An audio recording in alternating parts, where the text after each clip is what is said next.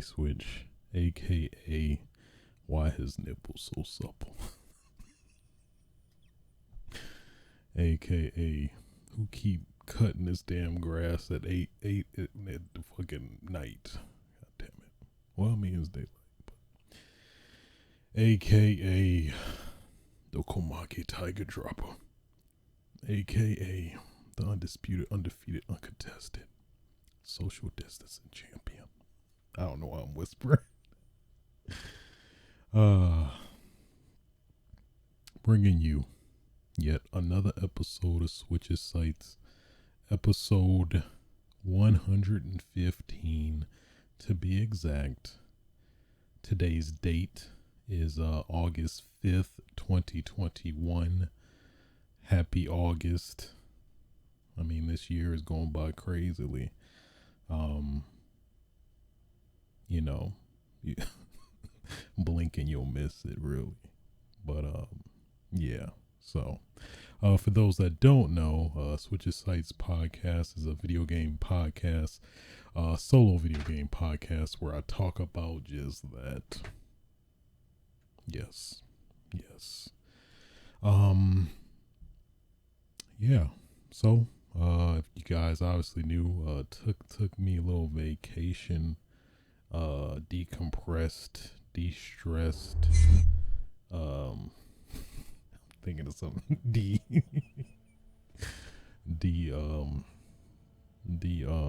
fuck, I'm gonna leave it alone.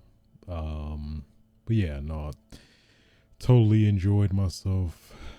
Got some much needed R&R relaxation. Hopefully this fucking whatever this thing is, the weed whacker is not picking up on the mic, but hopefully they'll be done soon. Who cuts grass and landscapes 8 at night? Who does that? I don't. Nonetheless, I don't even know, man. Yeah, a lot of crazy stuff happened while I was vacationing. I tried to catch most of it, but at least I think I grabbed most of the important stuff to talk about and discuss. Yeah. Gonna try to play catch up as much as possible in terms of getting all these episodes or topics in, but I think we got a pretty decent amount that covers everything. So let me make sure my damn that whole scenario that happened last episode doesn't happen. So I'm gonna try to keep my eyes on my timer. So yeah, that sucked. Hopefully, I think I fixed it. So I guess to provide a little bit of insight as to what happened,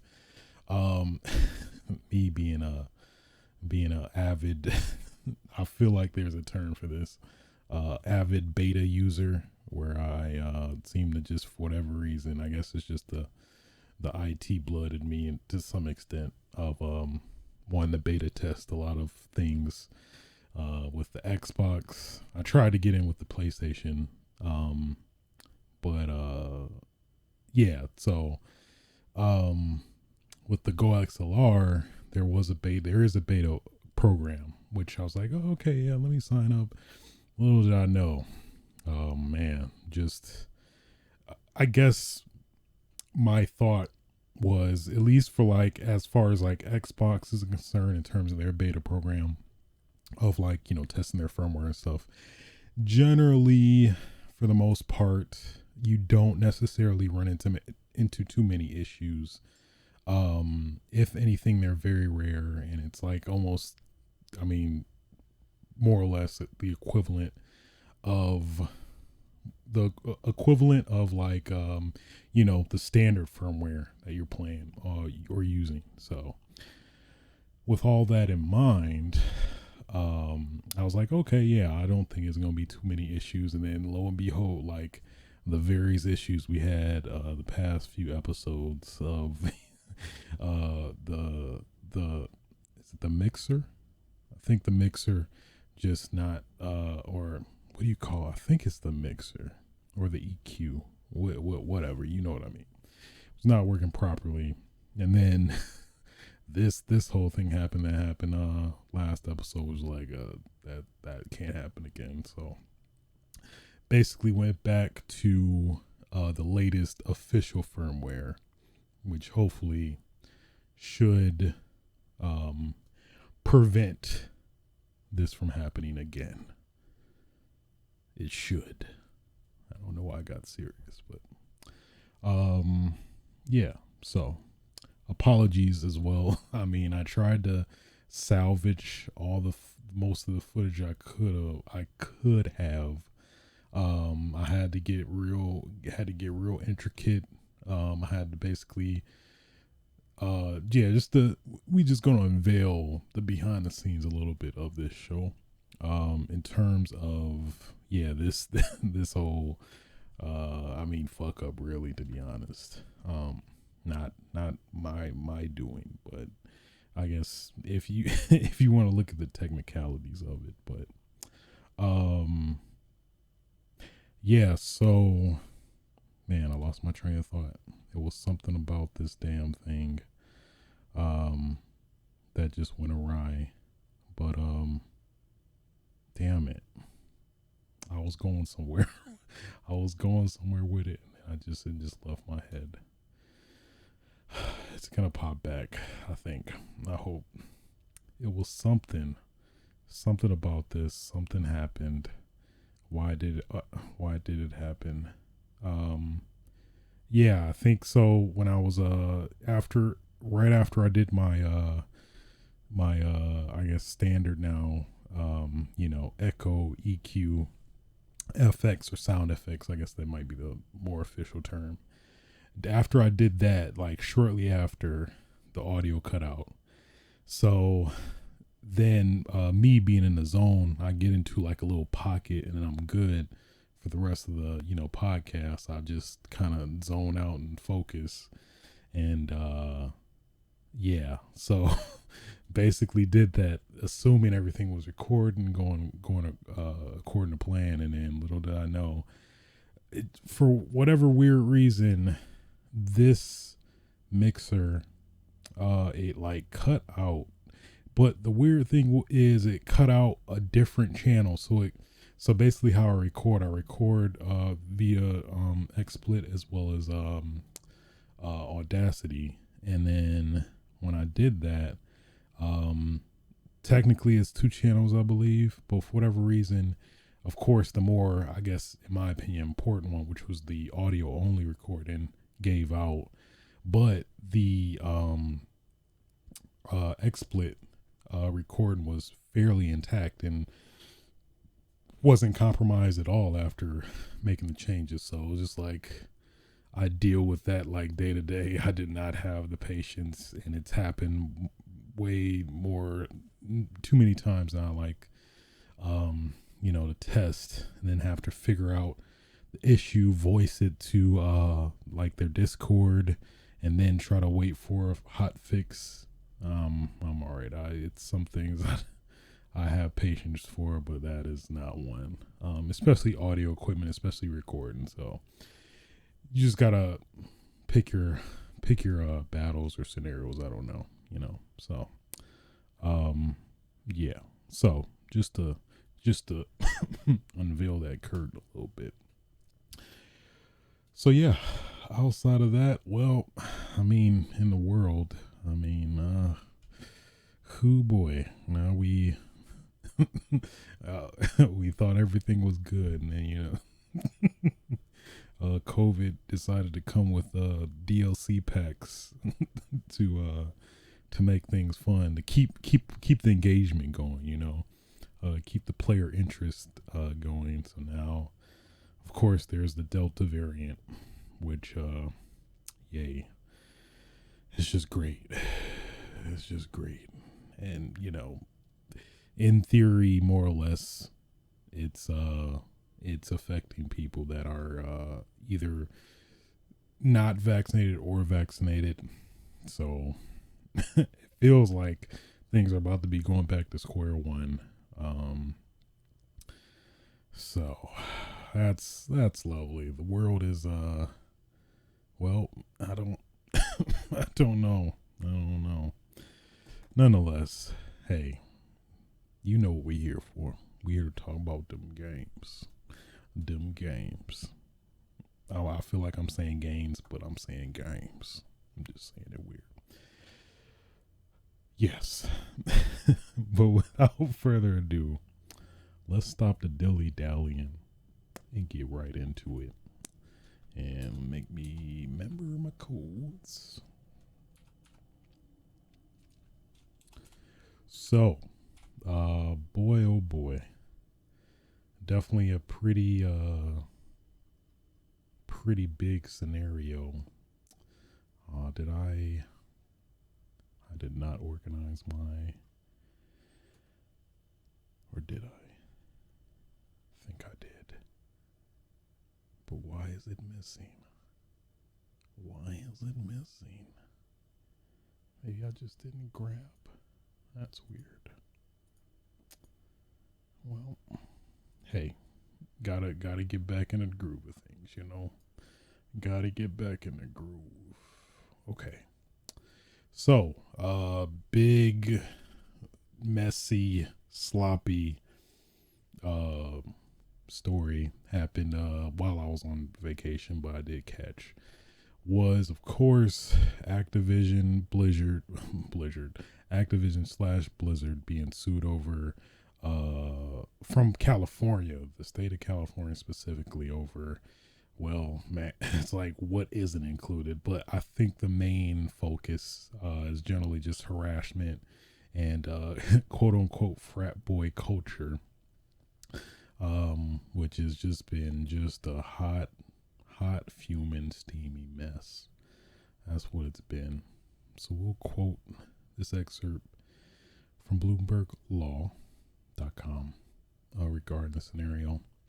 Video game giant Activision Blizzard Incorporated, maker of the games including WoW and Diablo, fosters a frat boy culture in which female employees are subjected to constant sexual harassment, unequal pay, and retaliation, according to a lawsuit filed by the California Department of Fair Employment and Housing.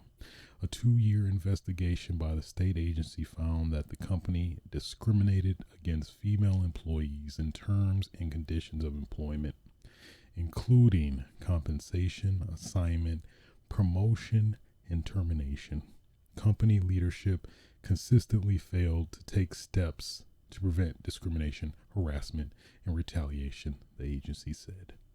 According to the complaint filed Tuesday in the LA Superior Court, female employees make up around 20% of the Activision workforce and are subjected to a pervasive frat boy workplace culture, including cube crawls. Why am I saying that weird? Cube. Wow. Okay. Cube. Wow, that is weird. Cube. Okay, I was just missing like a somewhat of a syllable in there. Cube. It still feels weird. I don't know what is going on.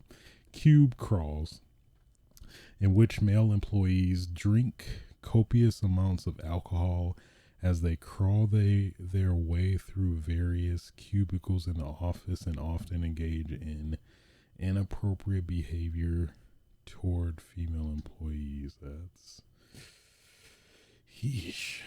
The agency alleges male employees play video games during the work day while delegating responsibilities to female employees, engage in sexual banter, and joke openly about rape, among other things. Female employees allege being held back from promotions because of the possibility they might become pregnant, being criticized for leaving to pick their children up from daycare, and being kicked out of lactation rooms so male colleagues could use the room for meetings, the complaint says. Whoo boy. I don't think it's necessarily like a secret of, I guess the reputation of Activision Blizzard in a lot of instances, but this is, I think it's way worse than I think a lot of us thought. Like, that is a hostile culture. Another note, female employees working for the World of Warcraft team noted that male employees and supervisors would hit on them, make derogatory comments about rape, and otherwise engage in demeaning behavior, the agency alleges. Whew. And then there's, of course, probably the most like crazy aspect of this story, at least from what we know so far. I mean, there's honestly a lot of just surreal stuff in terms of at least allegations. Specifically, this one is the suit also points to a female Activision employee who took her own life while on a company trip with her male supervisor. The employee had been subjected to intense sexual harassment prior to her death, including having nude photos passed around at a company holiday party, the complaint says. That is like, it's crazy, man. That is, yeah, that is surreal. That is crazy. It really is. That, somebody took their own life because of this workplace environment. That is surreal to me. Whew. So yeah, don't think it's looking too good for Activision Blizzard. I mean, these are some very specific allegations. It's especially considering the general reputation of Activision. It's hard to see the other side of this. Like, no, Activision Blizzard wouldn't do this. No, this seems pretty likely, and then the whole gets damn fucking deeper. So, man, you can't even. It's like no way to even give them the benefit of the doubt, regardless at this point, because like they revealed via Kotaku, there's apparently or was, I'm not sure if it was, I guess they might be like ballsy enough to still have this thing up, but there's apparently a Bill Cosby suite where there's at least according to a picture that was shown, it shows a picture of Bill Cosby, who's for those that may not be aware, he's recently been accused, well, I think convicted of course of rape and drugging and raping a lot of women. So man, it's like how you, I'm at a loss for words, because like how do you even like how obvious can you get? So man, wow. So apparently man, I am still just soaking all of this in is still surreal, but wow.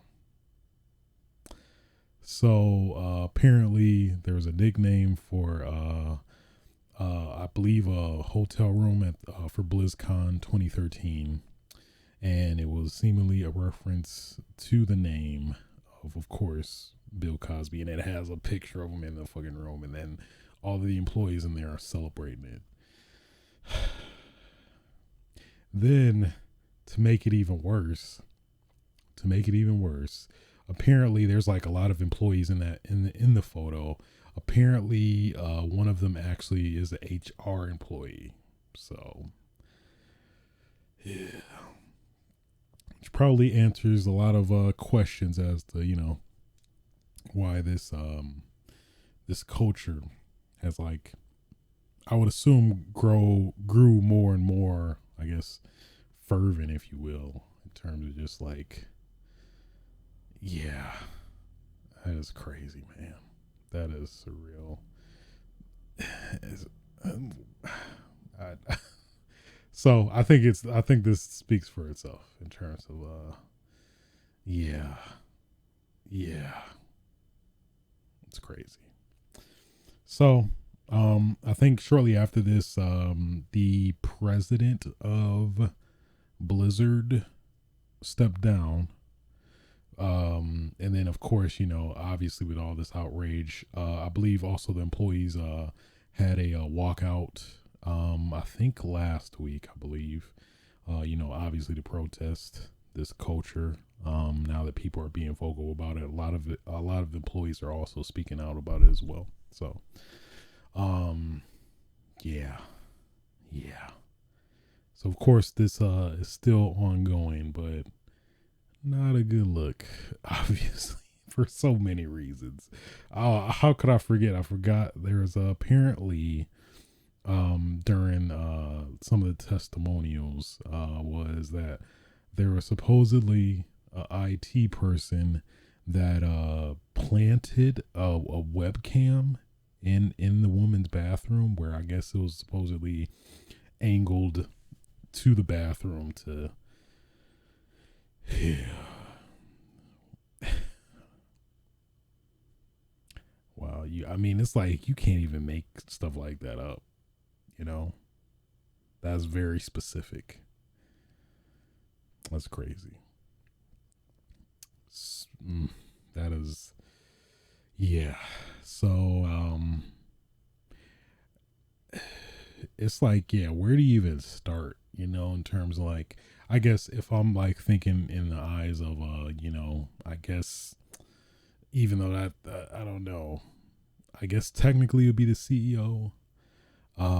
Yeah, I guess that's really it because it's ultimately up to him. But then, this dude is got all the money in the world. He's it's crazy, man. Yeah.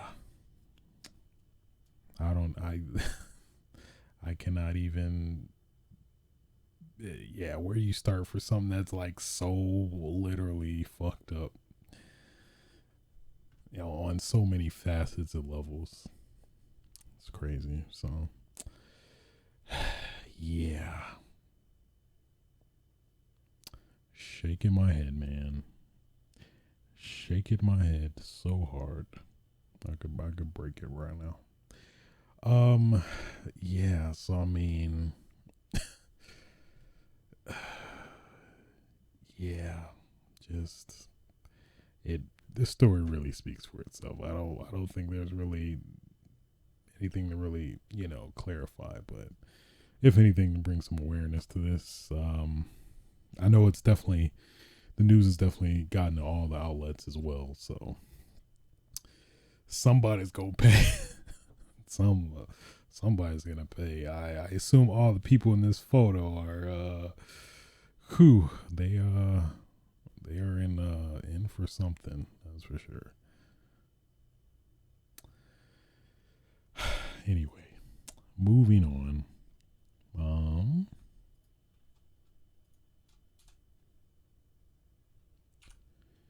remember my codes. If I can remember my codes. EA Play Live.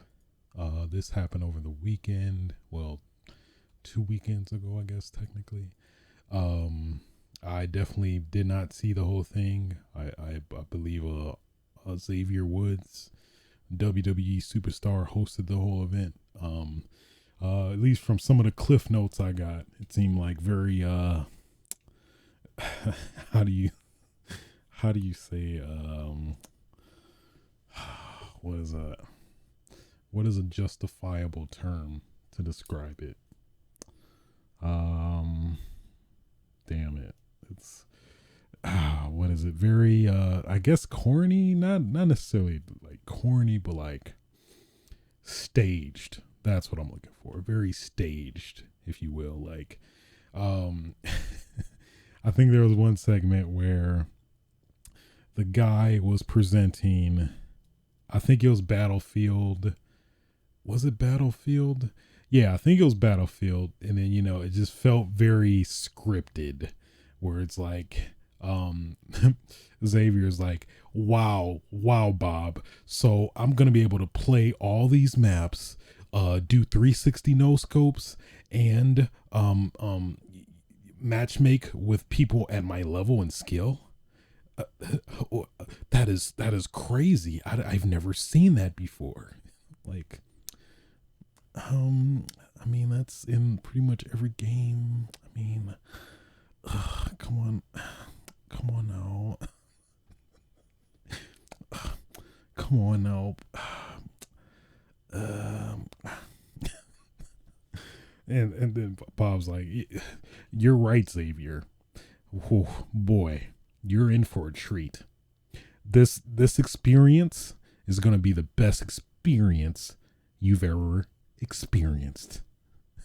Get ready for a next generation of gaming." So apparently it was that, kind of a little too theatrical to be like, I guess relatable, if anything. Which is unfortunate, but I mean, conferences going conference, I guess. I don't know. But just to pick some highlights, I know there was a lot of other things, but probably the biggest tidbits, at least that interest me from that event was, I think, probably pretty big, was Battlefield Portal, which apparently is it's going to be included in Battlefield 2042, but also include like all of the previous games, assets and content, if that makes sense. At least that's my understanding of it. And I guess to read this initial paragraph from their site, discover, create, share. With Battlefield Portal, we are aiming to put as much power as possible in your hands, allowing you to create your own signature Battlefield experiences that you've always dreamed of playing. It's really up to you. Discover, create, share. To allow you to do this, Battlefield Portal comes with game-changing settings that will allow you to build the experience you want. Okay. An example of what you can do with the settings. Here's a small selection you can use in Battlefield Portal at launch. Factions. For the first time in franchise history, I forgot I needed to get that in there. For the first time in franchise history, you can battle across different battlefield areas, choosing which soldiers, weapons, and vehicles can compete on the battlefield. Want to pit a 1942 era team against foes outfitted with modern weapons and tech? Go for it. Okay. Mobility. Using Battlefield 2042 settings, you can enable players' ability to aim down sights, go prone, and more. We're giving you the options that allow you to play these Battlefield experiences as authentically as possible, or to instead enjoy them with the conveniences of modern gaming experience. Oh my God, that's like 6 times. For example, if you want a more authentic Battlefield 1942 experience, you can switch off sprinting and disable health regeneration. Okay. Visibility. If you want to create a more hardcore mode experience for your players, why not disable everyone's heads-up display in the minimap?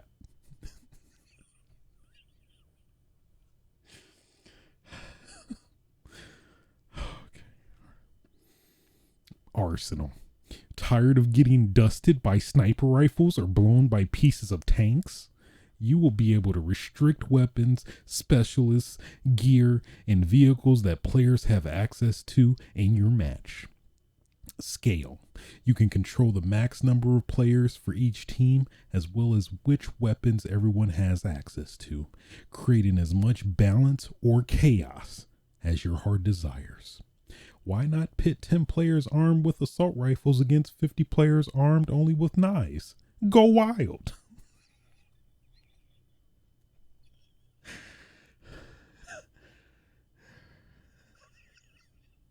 All right.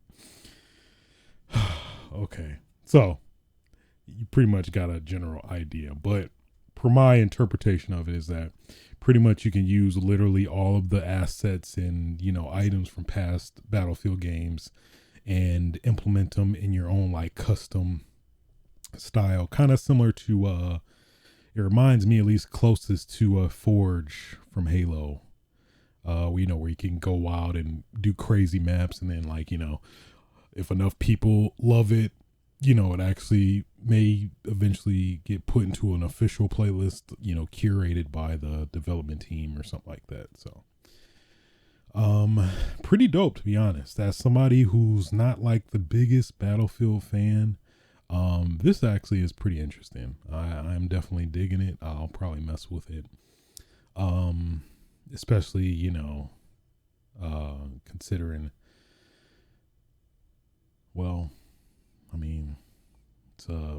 specifically Call of Duty. I'm not too hopeful of the Call of Duty coming out this year, so this might be my pacifier of disappointment from Call of Duty, I think. But apparently there's gonna be classic maps, Battle the Bulge. Gotta do it. Battle of the Bulge. Oh, that's good. From Battlefield 1942, El Alamein from Battlefield 1942, Erica Harbor, Battlefield Bad Company 2, Valparaiso, Battlefield Bad Company 2, Caspian Border, Battlefield 3, Nasahar Canals, Battlefield 3. Yeah, so I guess those maps included with as well, I'm assuming the 2042 maps. And then, of course, all the weapons and assets from the past games. So, pretty dope. I'm looking forward to it. I definitely want to mess with it. I mean, I'm not going to create anything. Don't let me create anything in a Battlefield game. It's gonna get real ignorant real fast. let me just leave it at that.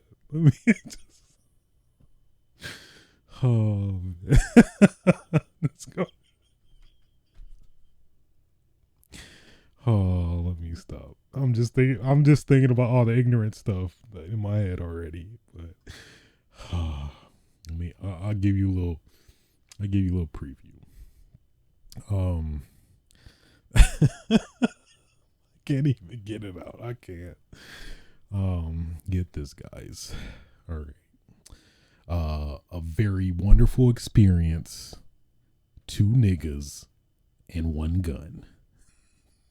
That's so ignorant. Let me stop. That's super ignorant. It's literally nothing on the map. It's just 2 niggas and a gun. That's all I got. I'm sorry. I told you it was gonna be ignorant. I'm sorry. Okay. All right. I digress. Then they showed a little bit of, that was really the big highlight. Of course, they show little trailer showing Portal, how it kind of works, which is pretty much my interpretation of it. Then, of course, towards the end, they showed the highly anticipated, highly speculated, rumored game that actually came to be true. Dead Space is coming back, baby. Yes. Yes. Yes. Ready to be dead in space. I want to be dead in space. So bad. That's like a girl. a girl, a girl you dating. She don't know much about. She try to act like she know like games. Like okay, a girl that she tries to act like she knows about games in order to impress you specifically. And you hey, yeah, you excited for Dead Space? Oh, yeah. Yeah, Yeah, I like Dead Space. It's space that's dead. uh that's when you know, well, I don't yeah, yes. Oh man, space that's dead off. Whew.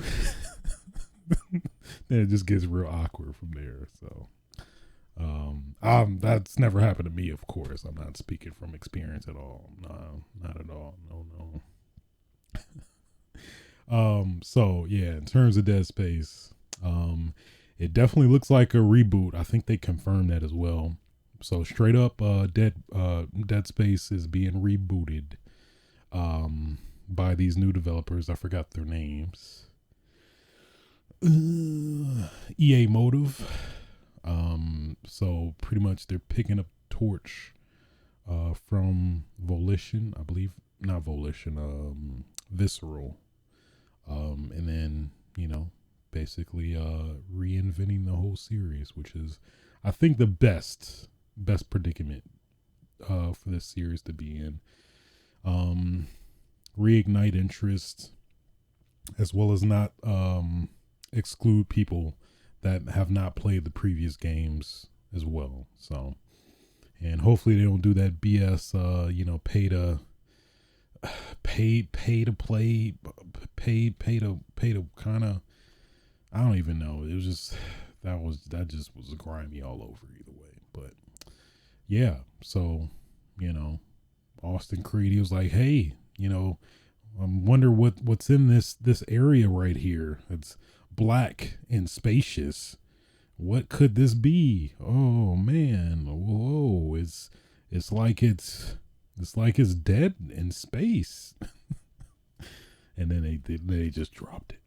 So I missed the initial announcement, but pretty good to hear. I'm definitely down for some creepy survival horror. Be even scarier than ever. Apparently, it's also only going to be on current gen. Man, that's weird. Still weird to say. Like almost a year in now.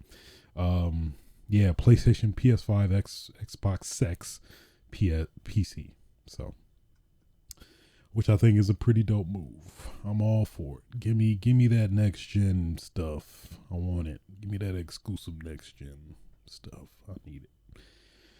Put in my veins. Put in my veins. I need it. I don't know where I was going with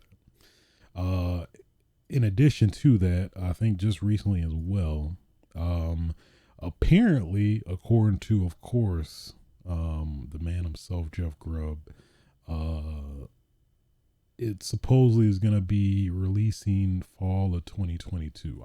I believe that's the, at least, well, technically it's public, but unpublic, but public now, at least suspected release date, which I think would be pretty dope if they manage to do it. I mean, 2022 about to be packed enough as as it is, unless, I don't know, maybe this second wave of coronavirus might change things, but boy, oh boy, it is about to be 2022 about to be fierce. You hear me? About to be fierce. But I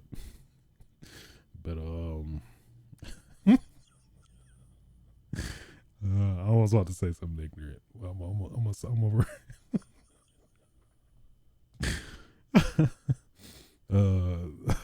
gonna say. If you got any commitments, you probably, might want to stop them right now. If you, if you do the what I believe is an ongoing trick, or quote unquote trick, at least going on Twitter and stuff, where like when NBA 2K2 comes out, dudes intentionally like try to fight with they girlfriends and break up with them so they can just straight up play the game, which is funny. It's horrible, very horrible, but funny at the same time. I'm not saying you should do that. I'm just saying if there's a game that you're really trying to play that likely is going to come out in 2022, maybe coincidentally you guys just see stuff differently. Maybe coincidentally you just realize let me stop.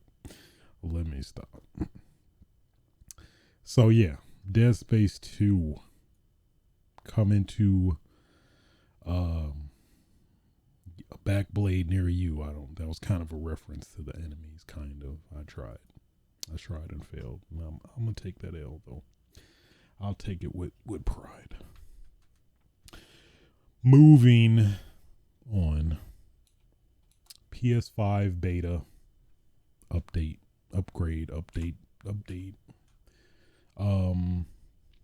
Has been going out to the masses, and boy, oh boy, it is a lot of substantial updates and upgrades that are well needed. Sip my stay hydrated. I'm sipping on some Pellegrino. It's actually, I remember having this way back and it was really bad, but now it's like I'm kind of liking it. I might have to mess with this Pellegrino.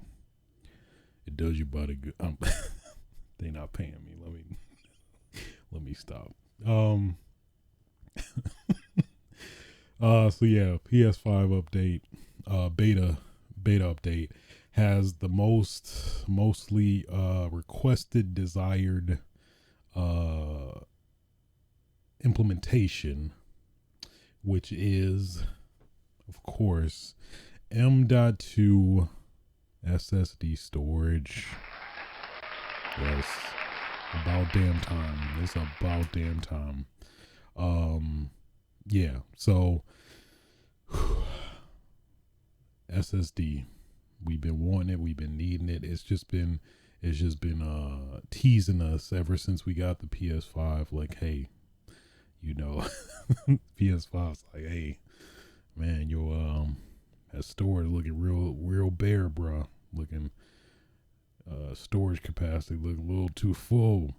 You might need to do something about that. I mean, it sucks we can't do nothing for you right now, but you better just you wait. That'd be kind of cool if a PS5 had my voice and I'm just talking to me. That'd be kind of dope. I'm not gonna lie. I'm trying to be as unbiased as I can, but I mean, I'm just thinking about it. Like, if my PS5 just sounded like me, just talking to me, like, that'd be. Let me stop. So, at least details in terms of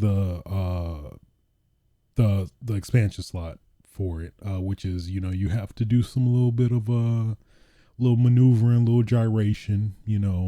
Have to disconnect the PS5, flip it on its back, kind of shimmy it out. I mean, it's hard to describe, but if you look at the PlayStation,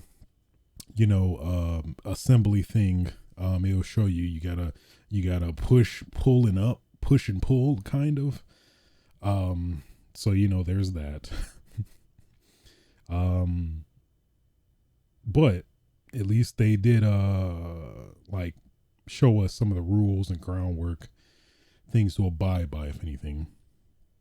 Which at least in terms of the SSD, it could be 250 gigabyte minimum, which is, why would you do that? What is even the point? I mean, what do you? I mean, of course, it's your prerogative, but 250 gigabyte minimum, and then a 4 terabyte maximum. So, hey, if you got a if you got $1,000 to burn, and I think that's what a lot of there is one. I think there's like one SSD M.2 PCIe 4.0 SSD that has that capability, and whew, you can either buy 2 more PS5s or this expensive ass 4 terabyte expansion. Well, hey, you'll never have to delete a game again. I mean, I don't know if these Call of Duties is any concern. I mean, might get a little hefty. might get a little cramped.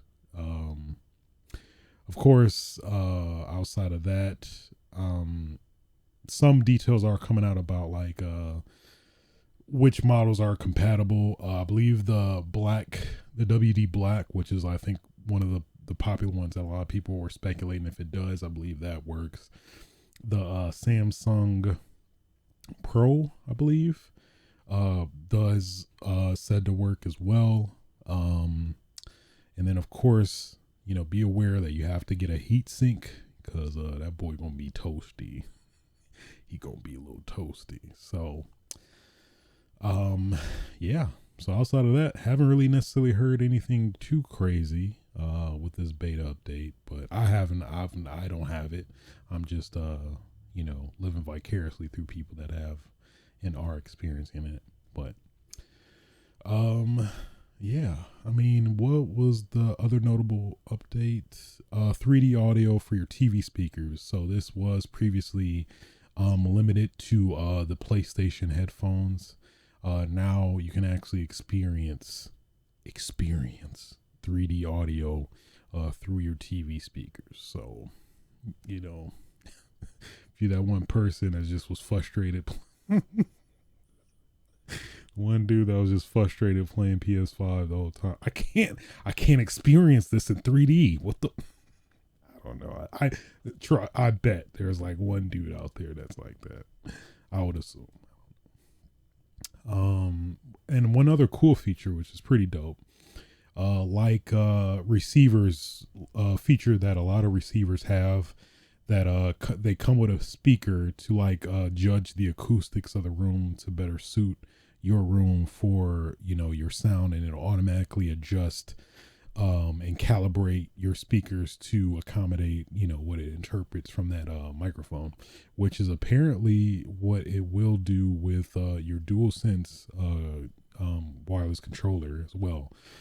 So apparently you just I assume leave it in the same fashion as like a microphone, where you just leave it in like a accurate place that you would be sitting, and then basically it'll play audio and then try to determine the best setup from that. So pretty dope. I'm curious to see how that's gonna be when it actually comes to be to the public, that is. So there's definitely a lot in this update. I'm trying to highlight probably the other big one. I think when you take screenshots, you can disable a notification where it'll do that notification every time. And thank fucking God, probably one of the most annoying, like, who was thinking of this? They're actually trophies will now actually be vertical instead of horizontal. It's like, I guess I understand to some extent. It's like, I know it's like you gotta get all this out, but I mean, come on, man. Like, why would you list something that's generally going to be very numerous horizontally instead of vertical? That just does not. I don't get it. But hey, either way, that apparently will be solved in this new update as well. Um, was there anything else pretty notable that at least stood out to me? I think you can rearrange your quick tool icons or quick access icons. Trophy tracking, which is pretty dope. Welcome to welcome to 2017 PlayStation, but Xbox says hello. Xbox says what up though. What else? Yeah, game based. I think that's what I was talking about, where you can organize game based. I know it was some things you can move, but not everything, which is weird. But apparently, with this update, that will be resolved. I think that pretty much is it. Let's double check one more time. Felt like there was something else notable. But yeah, I know notifications in general definitely got an improvement. So you can adjust notifications. Okay, yeah. So definitely overall in notifications. Yeah. Yeah, I think that's pretty much it, at least worth mentioning. Of course, the DualSense wireless controller has that hefty, I don't know, stability. We all need it. We all crave it. That stability. What do we need? Nope. I was about to do it as a woman. What do we need? Stability. When do we want it? Stability. We don't need it now. We just need stability. This is fun. Yeah. So, hey. Again, wishing everybody luck who's still hunting for a PlayStation 5. I hope you get it. I really do. You assume with time, it'll eventually get easier to get, but I don't know. This Delta virus is feels like it might be another wrench, but I digress. Moving on.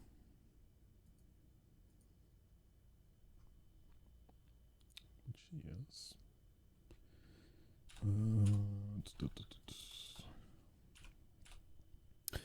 Street Fighter 5 summer update stream dropped earlier this week. It was a pretty interesting one in a lot of ways. I'll say that. A lot of ways. So they started off with showing Oro. Showed Oro a little bit more in depth of his mechanics, V skills, V triggers, all that good stuff. He looks pretty cool actually. I might I keep saying I've barely touched Street Fighter 5 or fighting games for that matter. I'm just not in that mental state, I feel like, to dive in. But either way, he looks pretty dope. He looks pretty fun to play. Yeah, I mean, he still fights one-handed from Third Strike. Definitely a lot of Third Strike love, of course, obviously, from the game he's from. Because this takes place, 5 takes place before Third Strike, so makes sense. Yeah, so pretty dope. He does a thing with the rocks.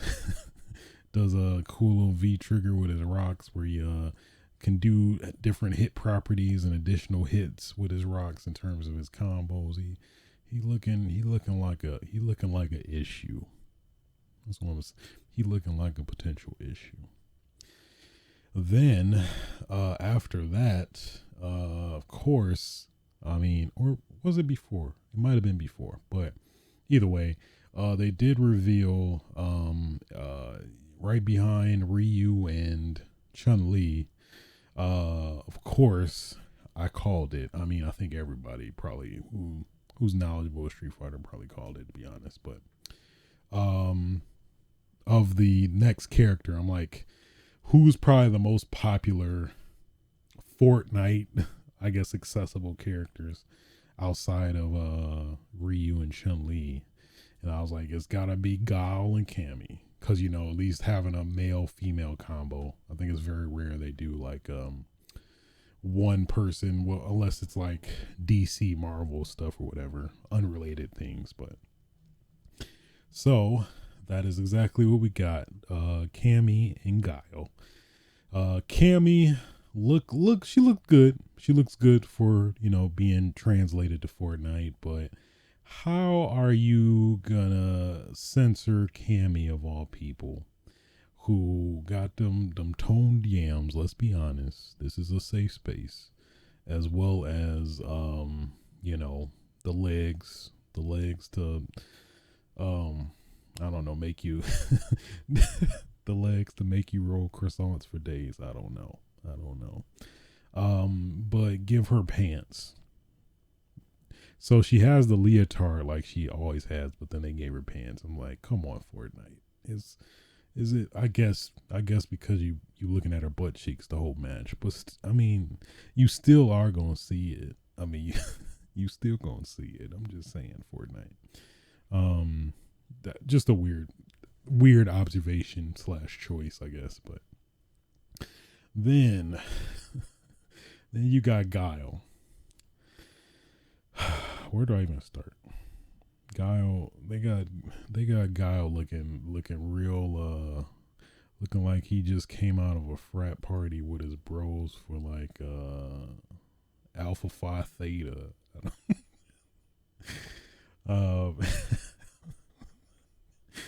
Guile was like he about to do a shotgun with about to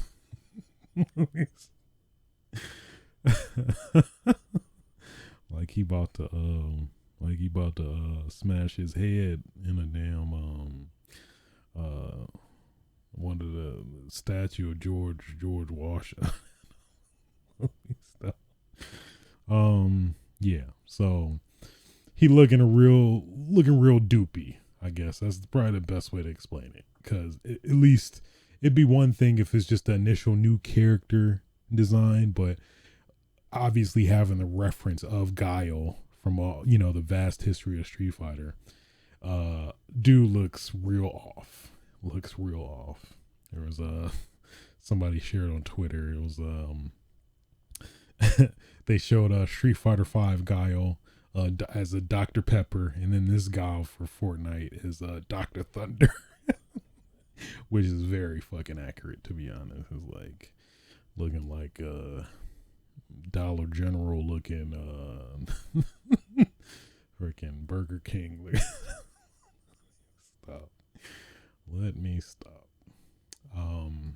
Yeah, so of course, yet more, slow. I swear about it. Whenever Fortnite, I don't even think Fortnite can be done, but shoot, by the time Fortnite's run its course, it's probably gonna be Marvel vs. Capcom 4 that we're never gonna get. Well, fuck, Marvel vs. Capcom versus DC versus John Wick versus Ariana Grande versus fucking Beyonce. We already know Beyonce's gonna be in that game at some point. I don't even know anymore. It's like, who is in that Fortnite now? And that's kind of the conclusion I'm coming into. But I digress. Hey, if you enjoying the game, I'm happy for you. I just wish I could enjoy it.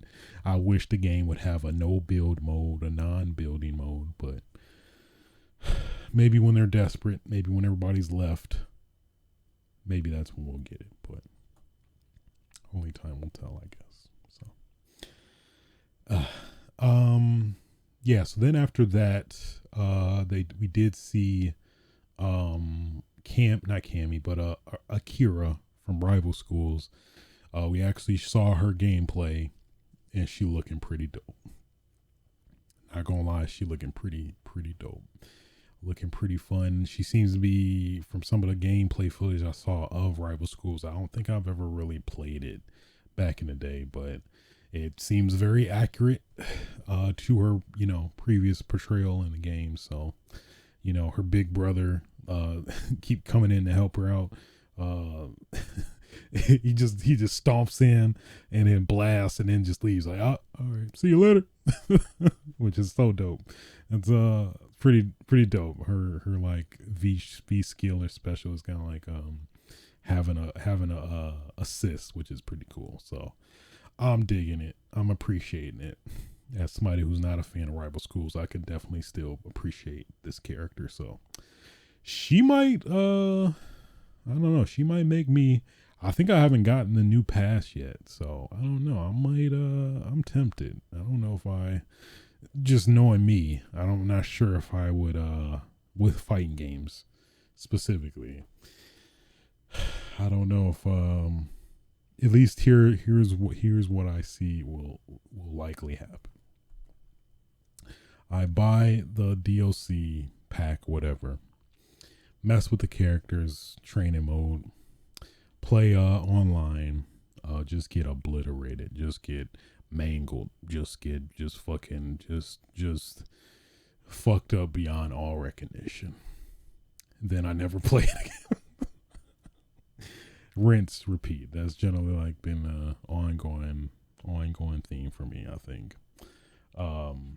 Will this be the change? Probably not. Probably the only exception, it's probably Tekken 7. I played that way longer than I expected, and still like legitimately was playing again, but it's just that net code, man.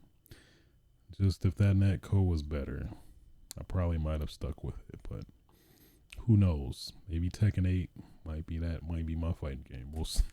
We'll see. So so Kira looking dope, and then after that they straight up announced that both Oro and Akira will be dropping August 16th. So sweet, delicious. I guess she has a stage, but I guess Oro doesn't. I guess I forgot what stage she was playing on. I think it was the generic. Was it Gil's stage? I think. That would probably make sense. So. But yeah, then after that, they revealed the last and final character, which came to be Luke. Luke. I feel like I'm adding too much emphasis on it, but Luke. Straight up Luke. That's his name. Don't wear it out.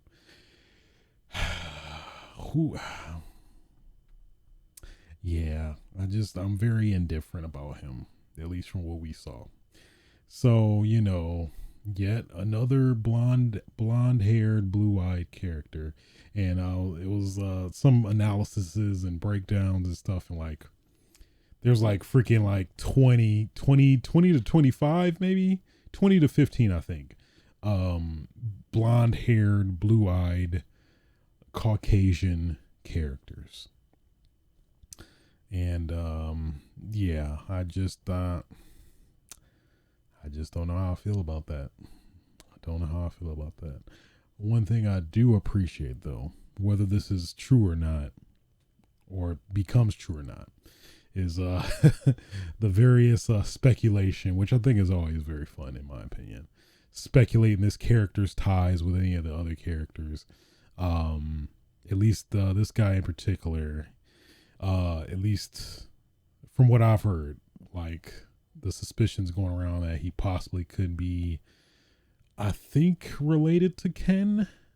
Oh, I guess the assumption was it would be Ken's son, but I think technically the timelines don't really line up that much for that. That it was Charlie's son, or Guile's son, potentially. I doubt it would be a brother. Like, hey brother, I'm here for Street Fighter 6. I've been absent all of these previous. Well, I mean, depending on how they story tell, it might work. But so those are like one of a lot of the many suspicions, at least initially. Probably the best one I've heard.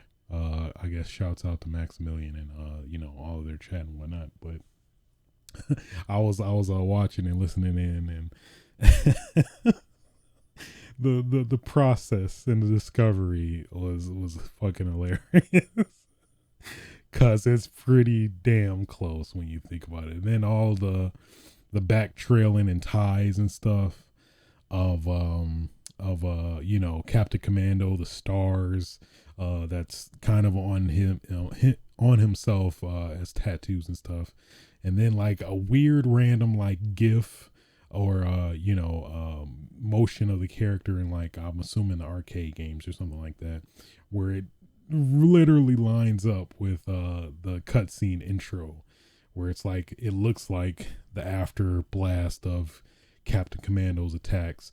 And then of course his move set is very like arm mechanical piston like, when he hits his V trigger and stuff like that. So it's very hard to neglect the very pertinent similarities between him and Captain Commando. So people are suspecting either this is maybe the next generation of Captain Commando, the relative son of Captain Commando. I guess that's the ongoing theme. He's the son of somebody. He can't be his own original self, which is, I mean, if these are any, concerns, but his hair, I mean, at least from an overall character design, he just looks weird.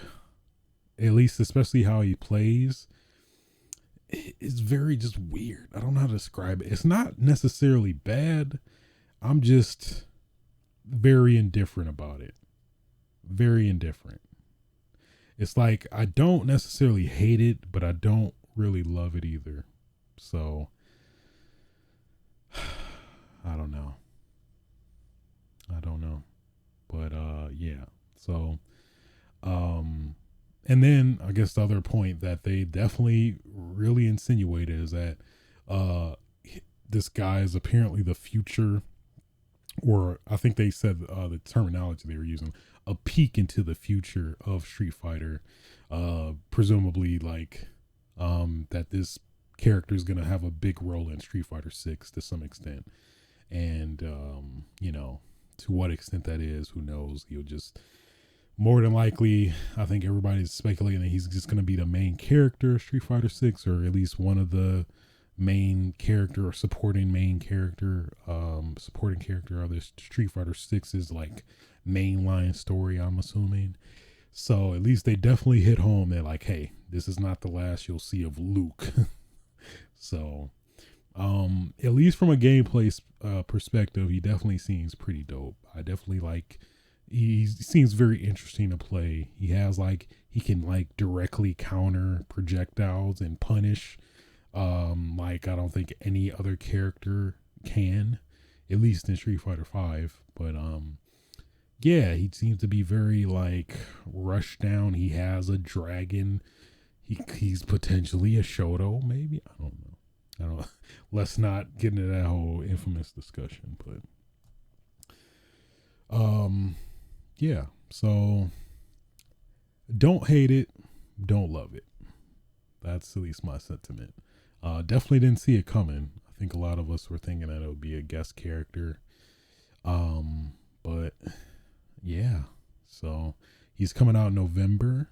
So I think one very also interesting like theory rabbit hole was that this character was I think Luke from a canceled fighting game, Capcom Fighting All Stars or something like that, and that eventually got debunked by the director of Street Fighter 5 himself. So that would have been interesting. That, I guess technically, because that game was developed mainly by SNK, at least according to Matt McMuscle's video recently of it, which is kind of funny how that lines up. I feel like that was that might have potentially been intentional. I don't know, but yeah.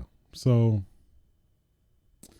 we'll see. We'll see when he fully comes out. We get a fuller, more complete breakdown and I guess analysis of him as a character. But apparently he's the future of Street Fighter 6, which is like that could mean so many things. So I don't know. I'll leave it at that in terms of face value. So yeah. Moving on.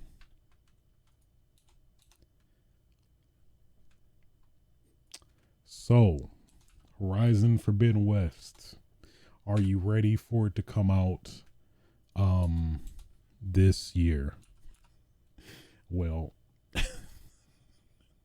well, I have some news. I have some news that you maybe don't want to hear. Well, I mean, if you've heard of the fate of many other games that were supposed to be coming out this year, maybe you may not be too surprised, but supposedly the that's why all my tabs is just messed up. It's just horrible.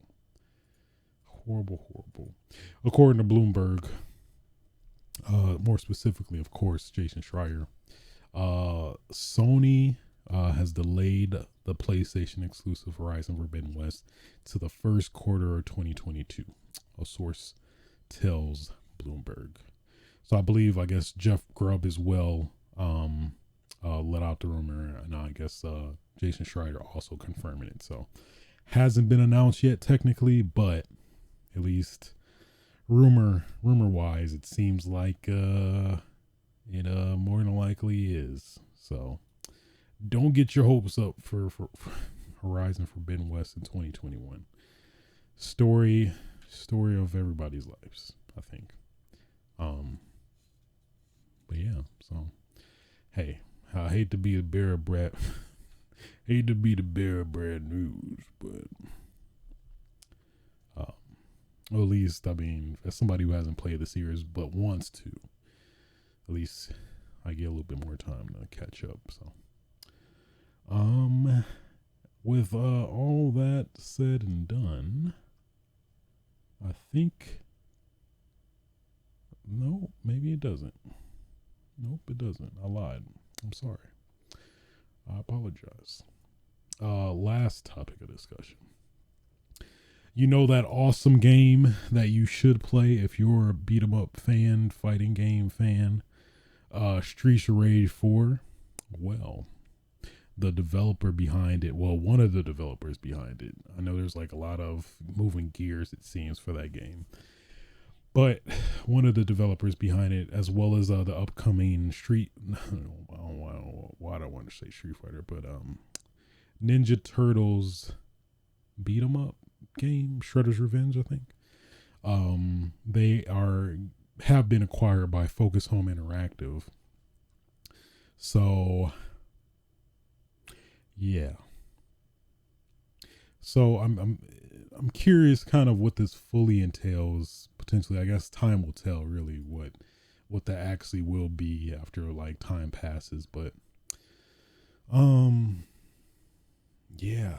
I guess my concern, of course, as being a big Streets of Rage fan and them treating it with the utmost respect and care, is if they'll potentially be involved with it again. But it seems like their goals might be to, or their goal really is to just like revive a lot of like dormant IPs. It seems like that's been their kind of mission, which is I'm all for it. I mean, I can't be greedy and have, make Street Rage 5 and 6 and 7 and 8. Hell, do Final Fight. Bring Final Fight back. So, good on them. They deserve it. Streets of Rage 4. I'm telling you, man. If you not at least tried it, I mean, you're doing yourself a disservice. Okay? I mean, why? I guess I'm trying to think of why you wouldn't like Streets of Rage 4, but it's like I can't. If you don't like, I guess if you just don't like beat 'em ups, don't like house music, techno music, not really techno, more house, but that's the only reason I can really see. It's not much of a commitment if you just want to play the single player, story. I digress. Let me stop gushing. Let me stop gushing. Let me stop gushing. But with that said, that concludes the news for this week. I have caught up. I have cotton. How do we get to cotton? I have caught up. I have now fully catcheth fifth. Mike Tyson. I have catcheth up. Let's get into what I've been playing. Of course, I already mentioned it. Street Rage 4. Literally played it pretty much throughout the whole break. It is so good. This Mr. X Nightmare DLC is so damn good. They caught lightning in a bottle twice. Well, no, they caught lightning in a bottle. Then they opened the bottle. It was like, wait a minute, we could put more. Then they caught it again, and then they put like Big Mac secret sauce in it. They put Sweet Baby Ray's barbecue sauce in it.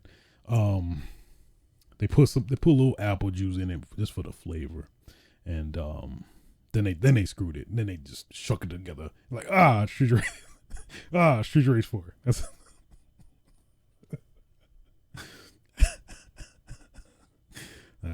That's exactly how they made Street Rage 4. That's pretty much how this came to be. Pretty much how it came to be. So, at least my goal. Well, since last episode, I did unlock all the characters. That was my goal. I did it during like my whole vacation. Unlocked all the characters. Now, I think it's the only achievement I have left, I believe.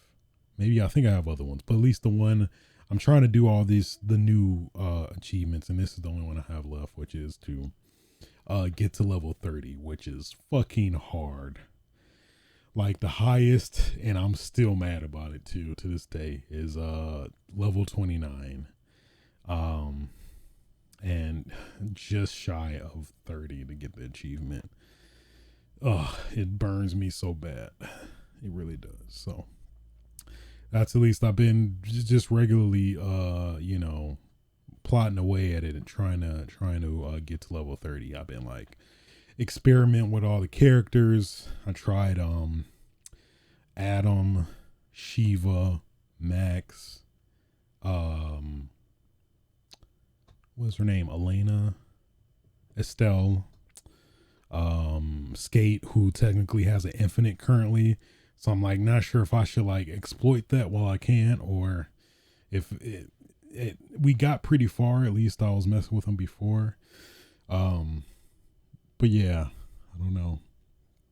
So I'm still trying to figure that out. I was trying to mess with Street Rage 1 Adam, since apparently he's super like OP with his jump kick. So I might try to exploit that.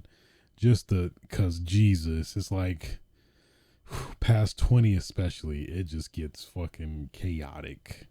Just chaos. So yeah. I cannot recommend Street Rage 4 enough.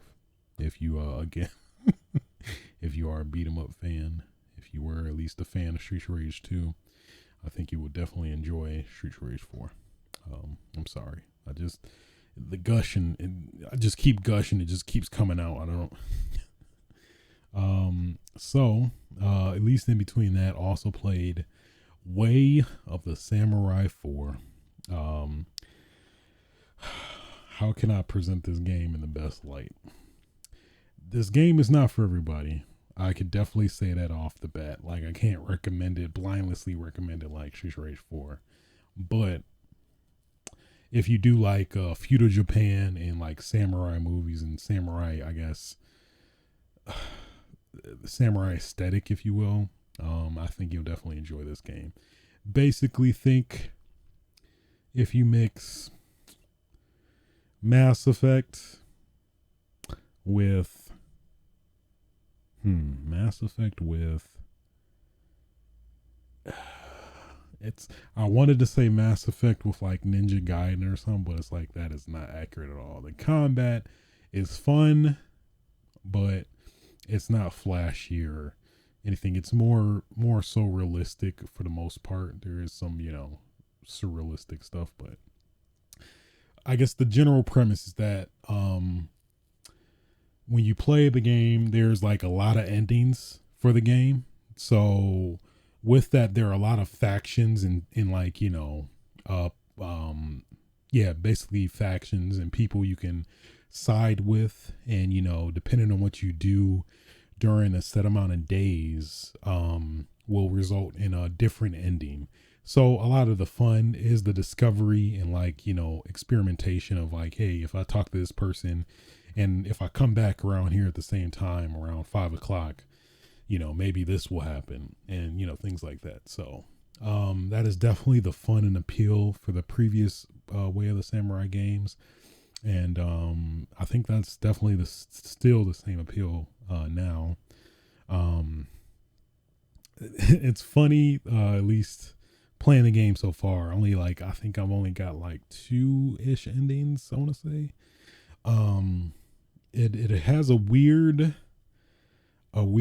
emphasis on Western culture, and I guess specifically the period when Westerners, well, I guess in Japan, yeah, Westerners coming to Japan, and like the whole like, I guess, I don't even know, trials and tribulations of accommodating Westerners to Japanese culture and vice versa.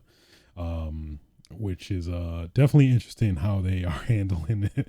You do hear a lot of broken English and off English lines like, yeah, this doesn't sound like somebody necessarily went to the U.S. or whatever.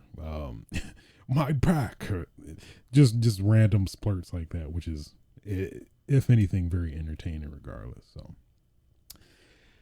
I'm enjoying it. A lot of other stuff came up though, so I stopped playing to what happened?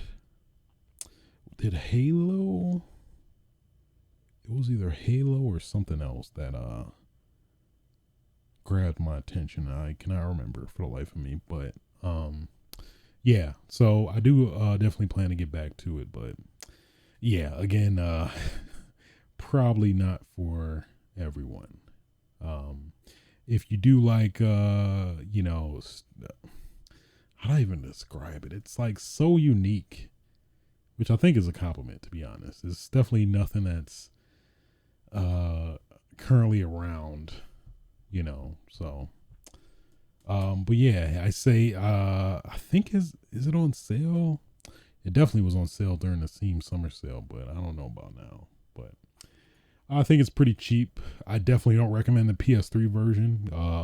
It has horrible screen tearing. PC version is way better. It's currently available on PC and Steam. I mean PC and PS3.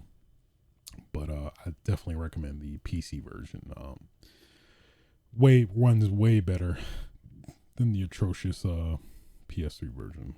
So, which is unfortunate, considering the previous games. So. Yeah, Way of the Samurai. Also played, got back to playing Resident Evil, Village. I wanted to, after I beat it like initially on PC and PS5, and I was doing the, what was the challenge? The Mercenaries challenges to unlock the hidden weapons, which I did. I unlocked a good, I got to a certain point and just stopped playing. Then it's always been in the back of my head to get back to it, which I eventually did now. And it's good. Pretty good. The Mercenaries is fun. Annoying at times, but fun in terms of the conditions and requirements. But it's surprisingly a lot of leeway they do give you for some of these. Like the last level, they give you it, but it's harder now with like, more stricter, harder to use weapons. But like if you do pretty good in the previous stages, you can literally die and get the required, SS rank to unlock the weapon. At least the weapon you get for doing it is a lightsaber, dual bladed lightsaber that they stole from Darth Maul himself. It seems like, but I'm not gonna lie, it felt a little underwhelming. I was expecting for this lightsaber to be like, cutting people in half, uh, doing physics and stuff. But then again, it's like the base game itself doesn't have that. So why would they include that just for this weapon alone? Wouldn't be pretty dope though. Would have made all this trial and tribulations for doing these modes pay off. But I digress. Messed with like the infinite weapons. I was just, I think it's always fun doing that playthrough where you play through a game and after being in terror and fear, paying everybody back, like take this. That's what I say every time. Take this when I'm shooting people. But I mean, even I've noticed with this game there isn't a lot of that. There's still moments where even if you have power weapons, like people are invincible. Like I think Lady Dimitrescu, I was trying to shoot her multiple times, but she would not go down, or like, do a unique action to kind of like, I don't know, pay off you getting these weapons that you generally wouldn't in the game, which I thought would have been a cool touch, but that's a little disappointing.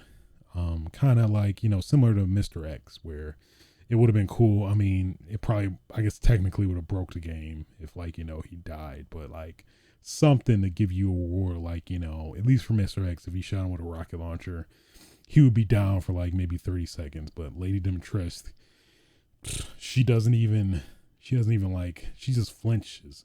I shoot like I'm not sure if maybe some of the weapons, like there's one other weapon I need to unlock that may potentially like make her flinch, or reel more than she does from infinite ammo. So we'll see. I don't know. But it was pretty fun to kind of at least play a good amount of the game.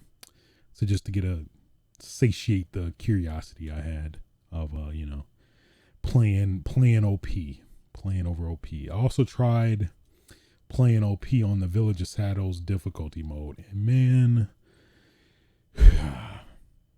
that damn mode is so irritating. At least specifically the initial, like, first encounter you run into, where you have to like run around the village, and basically it's really annoying how it's set up on this difficulty. So pretty much when you get hit, it's pretty much almost death with this mode. But the caveat is that this, like on this mode, and at least that particular instance you're playing at towards the beginning of the game, you have to survive the crowd, similar to Resident Evil 4, but the conditions on how to do it is very vague. And yeah, that's the only best way I can describe without like, revealing too much. But yeah, and it's hard to kind of, I don't know, stay alive that long with so many enemies coming at you at once, which is the annoying part. So eventually I thought because I had the infinite weapons, I could just play it and not have an issue. But I think I had to go to the merchant first. Yeah, I had to go to the merchant first. And this segment is before you go to the merchant. So you pretty much I had weapons, but I had very limited ammo, which at least from playing it did not feel like enough to even like stand a chance. So I'm very curious. I may eventually look up some videos to see how people are fucking doing this on Village of Shadows difficulty with no new game plus at all. I'm very curious, to be honest, but yeah. So Resident Evil Village. Yeah, it's definitely, I'm playing it way more than Resident Evil 7. I literally played it, beat it, never. Well, no, I lied. I messed with the DLC. I played the DLC when it came out. I think after all of them came out or something like that. I just did that, and then the End of Zoe and the Not a Hero DLC as well. So, yeah. And then of course, you already, you may not know, but I'm just say you already know. You already know. I mean.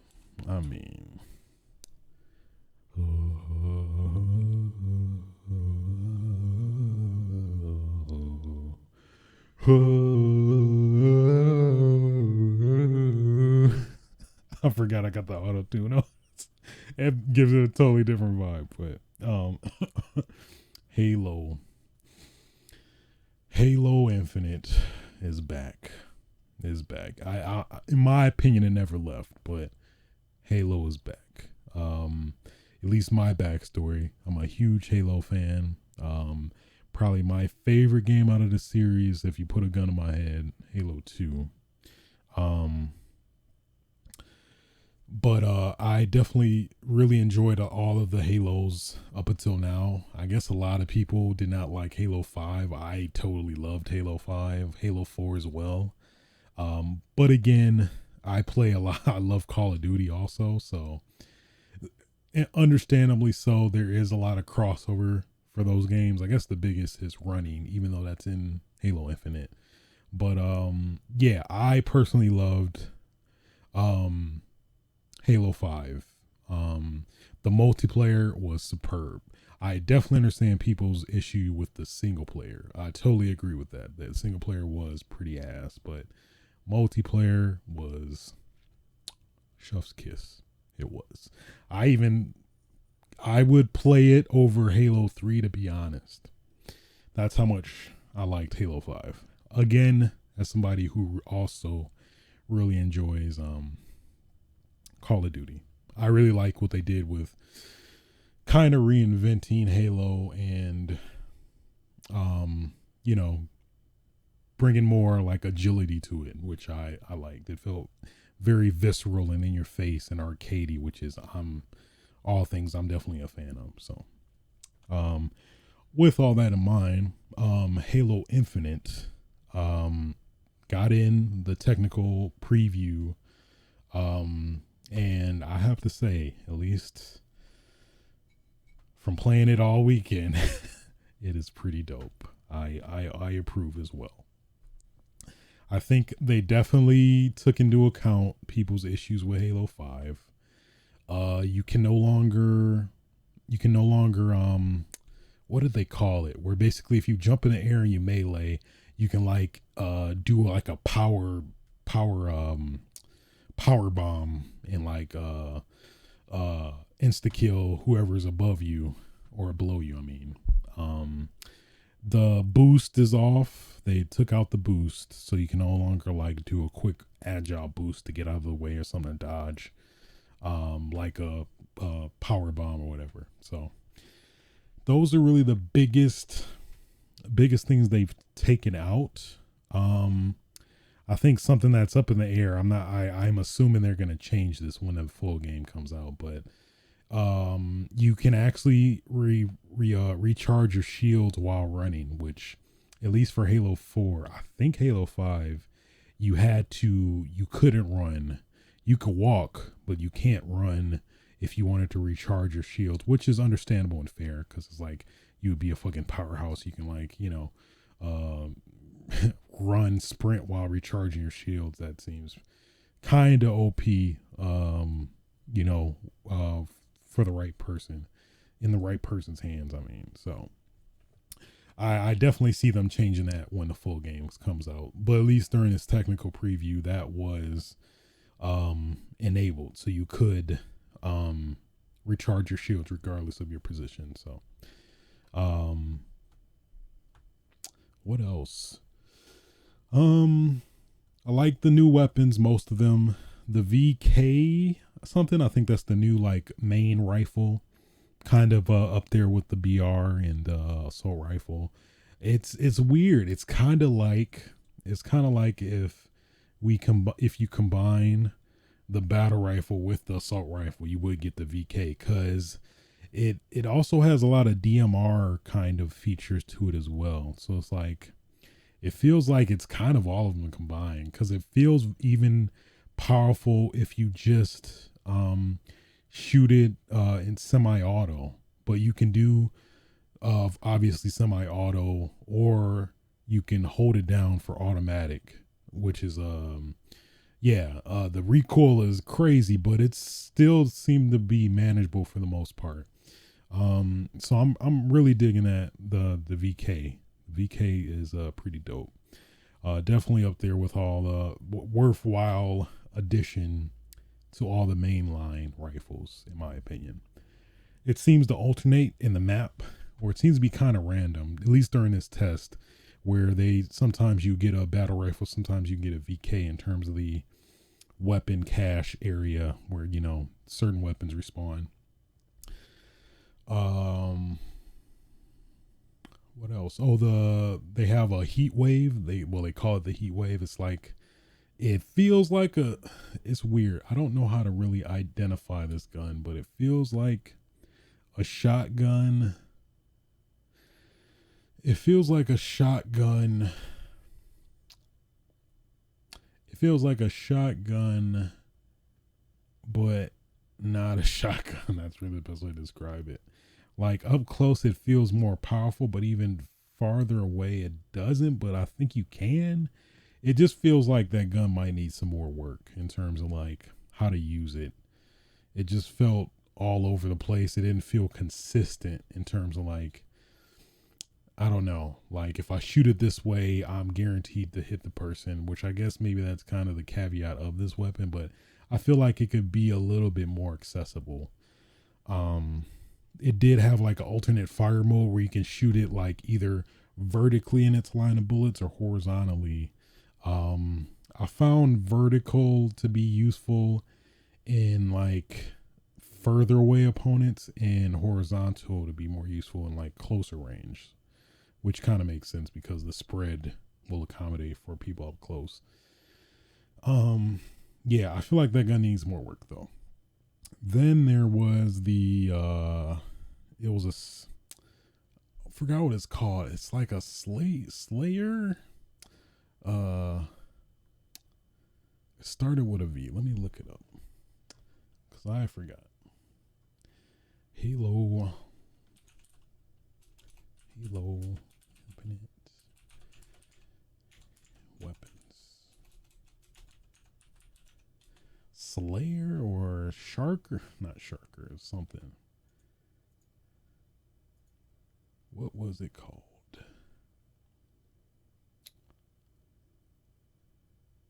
Skewer, I think. Yeah, I think it was a skewer. So it felt just like a glorified sniper rifle. It just was a bigger, clunkier sniper rifle. It felt like, I guess, just with maybe the only noticeable difference is that one shot with this is an insta kill. I guess that's maybe what makes it different or separates it further from a sniper rifle. But it just feels like a slower, more powerful sniper rifle, which is cool. It's fine. I think it'll find its people. I had a few good matches with it. But yeah, I think it's a fine addition to try to, differentiate itself. Then they added the Bulldog shotgun. I hope it's not replacing the standard shotgun. It seems like it potentially might, which that's going to be a little bit disappointing. If anything, I think it needs to be buffed, because at least in this test, it felt very inaccurate, especially when close range. Of course, obviously a shotgun at further ranges won't be as viable. But I mean, where it should definitely be winning, I felt like it wasn't, especially at close range. So I think it definitely needs some buffing for it. Like, I guess mainly just accuracy, because it felt like I'm point blank shooting people and I'm barely scratching them. It felt like so. It definitely, I think, needs some buffs in that aspect. But it's like a semi-auto shotgun. Um, I think if they do that, I think it'll definitely be a viable, weapon after that. Um, oh yeah, the sidekick pistol. It's like, I guess, basically a mix between the Halo 1 pistol and the Halo 2 pistol. You get like the sidekick pistol. Pretty dope. It can definitely hold its own weight.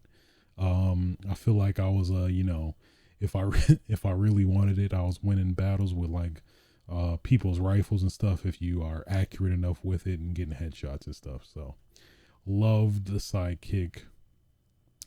The pulse carbine, which I thought was already in previous games, but it actually was pretty powerful as well. Um, Especially at a further distance, it's like a 3 round burst, but it seems to track or home people, which is definitely appreciated. I think the mangler was I think it's the weapon you can charge, and you can like incite like a fire or somewhat of a alien fire, it seems like, or you can take a shot directly, like evaporate people, similar to the Prothean weapons from Halo 4. I think that was it as far as the new weapons were concerned. The hammer was in there. It was as fun as ever. When you hit somebody, you hear that satisfying, boom, boom. That's probably. I think that's pretty accurate. Boom. Yeah. Oh yeah, the equipment. There's a lot of new equipment they at least shown in this test. The shield, I think they call it a drop shield, basically like a lesser bubble shield, which kind of makes sense. The bubble shield was a little, I guess, OP to some extent, depending on how you use it. It was fine. It's like it seems to be timed generally, and I think you can shoot through it if you weaken the shield enough from the other side. But basically, it shields you up front, and if anybody's shooting you, they have more, I guess, shielding to go through before getting to you. But I think grenades kill it instantly, so there's some tacticality to it as well. Of course, the grapple hook, probably the best equipment hands down in the game. So good, so good. And just the mobility options, and you could definitely tell the maps definitely cater to it in a lot of aspects. But yeah, man, it is dope. It is so good. It is so good. Very good. To the point where I hope they give you a dedicated mode to play with that equipment enabled. I know it's gonna come at some point. I'm pretty certain. But yeah, definitely the best equipment in the game so far, hands down, from what we've seen. I think in like preview footage and stuff, they showed a shield or something that like it seems to deflect projectiles. That potentially might be even better, but we'll see. I guess maybe whenever the next beta comes, we'll probably see that. Oh yeah, another big difference to the game is power-ups. So power-ups, at least from previous games, you would, pick up an overshield or active camo, and once you picked it up, that's when it would initiate. But now you can actually pick up the power-up, and then you can, like, I guess, more or less pocket it in a sense, since it's technically counted as equipment now. You could basically, be tactical, more tactical about it, and like activate it or pop it whenever the situation sees fit. So like the overshield, you can pick it up, wait a bit when you Probably a clutch scenario if you can swing it, because like the load up time is kind of high. But like if you're getting shot and you're shielded down, you can pop the overshield and you'll get an overshield on top of your general shield as well, instantly from there. But it seems to be patched more, because I thought in previous games the shield doesn't deplete, but in this one it seems to either deplete faster than I remember, or which kind of makes sense to kind of balance the fact that you can like tactically use it more now. Um, so yeah. The maps they showed are all pretty dope, I have to say. I think it started off with Livewire, which is, yeah, just I'm really digging the verticality, as well as the overall vibe of the map feels pretty good.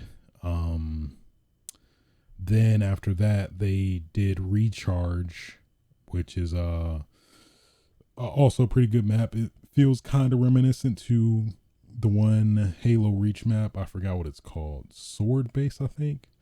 It has definitely a lot of sword base vibes to it, if I could associate it with anything. It has a cool little the hammer, gravity hammer pickup, where another cool thing with the grapple hook is that they've shown it in like the gameplay footage and stuff, or trailers, is that you can grapple hook weapons and bring it to you. And it's like they definitely set that map up to have you like, hey, you probably should just grapple hook this to make it easier, more convenient. Because like if you were to jump towards the hammer directly, you would then be pretty open to get shot up with no cover if the opposing team is going for it too. So really digging it. And then I think, was it Sunday or Saturday night? I forgot.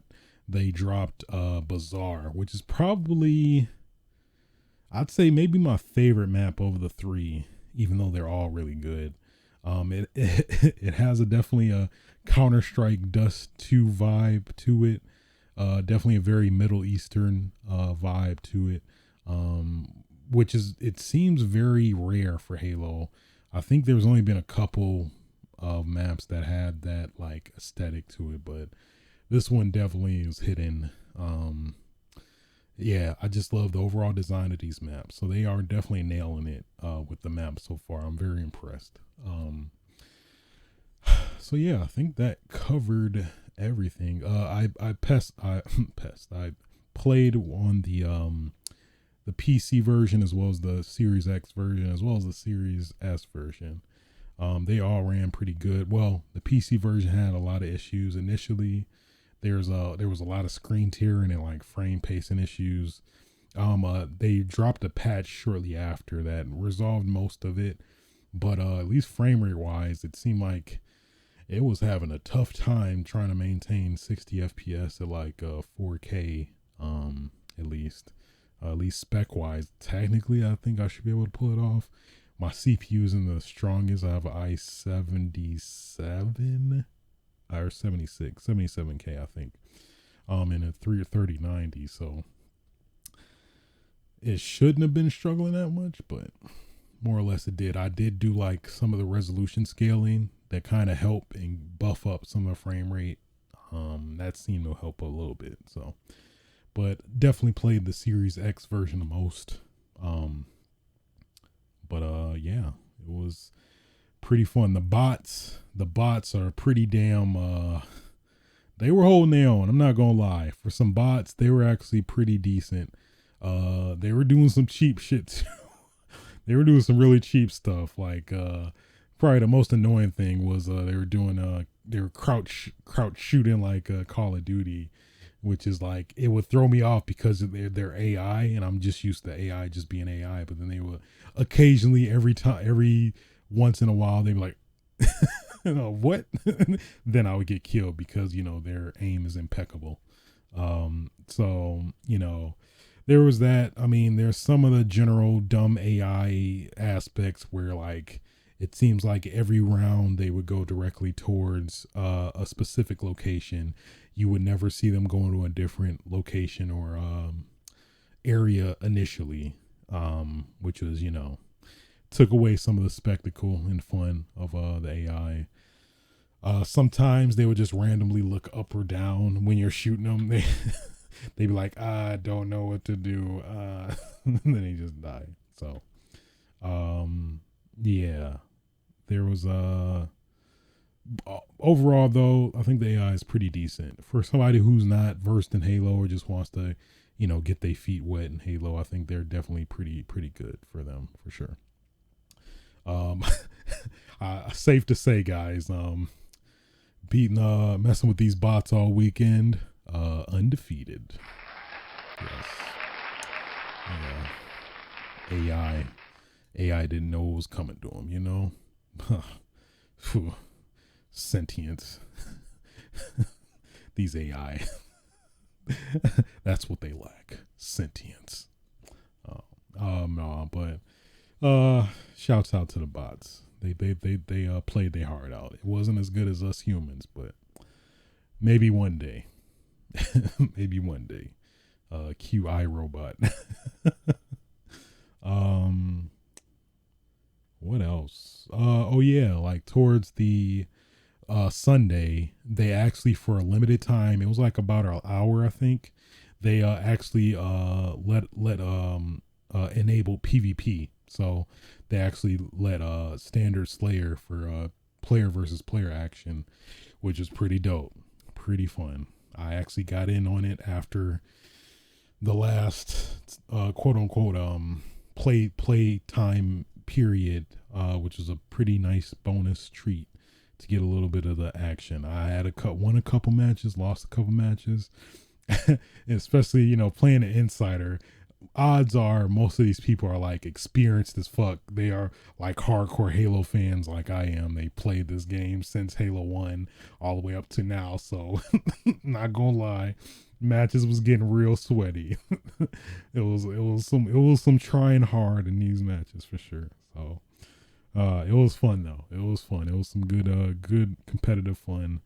You got the I wasn't surprised, but I got killed a few times, and of course, people want to insist to teabag you, and it's like, all right, okay, you got it coming back. So it's not a Halo game if you're not getting teabagged, of course, obviously. So yeah, some things some things never change, and obviously teabagging is is one of them. So. But all in all, definitely very impressed with this technical preview for sure. Very impressed. It seems like I think them taking another year for this game was definitely worth it. I'm definitely scared to think of what we would have got if this, considering the game was supposed to launch last November ish, or last holiday season. Whew, yeah, they made the right call. They made the right call. I will never be angry or resentful towards people that want to make this game better, because it could have been Halo Master Chief Collection all over again. I don't think any of us wanted that, especially with 343, who has understandably, I think they proved their worth with 4 and 5, but well, for me, I know for the mass majority of people, in terms of the whole package, having more to prove. But I have to say, of playing all the previous Halos, this definitely feels closer to, it actually feels like a blend between Halo 4 and 3, if that makes sense. Yeah, it feels like a blend between Halo 4 and 3, where you still have the sprinting and stuff, but they kind of kept it still a little bit more grounded and, like, I guess kind of boots to the ground with Halo 3, in terms of limited verticality, even though you can still like do mounts and stuff if you jump and all that stuff, but there's a lot more convenient options and things like that. I forgot about the one other equipment item. It was in the last map. It was like a radar beacon or something, where you shoot that, and then it basically will tell you or alert you of other enemies in the area. So all in all, very impressed. Looking forward to other flights and tests to further improve one of my favorite series of all time. But it seems like, at least as far as multiplayer is concerned, they're going in the right direction. Definitely. And then this is going to be free to play on top of that. Whew. Watch out, Call of Duty. Watch out. I don't know about that, but I mean, especially if it comes out this year and Call of Duty is bad as what I'm anticipating it to be, yeah, Halo might get some time to shine. This might be its time. So yeah, outside of that, that's pretty much been it. Pretty much been it for me. Have not watched anything new, but I best believe I'm going to be watching that Suicide Squad because I've been hearing a lot of good things about it. So definitely be on the lookout for that. Left for Dead, actually. Left 4 Dead 3, aka Back for Blood. Definitely playing that, might stream it. Yeah, so whew, I think that will conclude episode 115 of Switches Sites podcast. Thank you for liking. Well, no. If you like this podcast, please be sure to rate, like, subscribe, all that good stuff on your various podcasting platforms. You can catch me record this live on Twitch TV/aswitch around Thursday evenings generally. You can also catch archives of the show on youtube.com/aswitch as well. But until next time, y'all, get your game on. Oh yeah.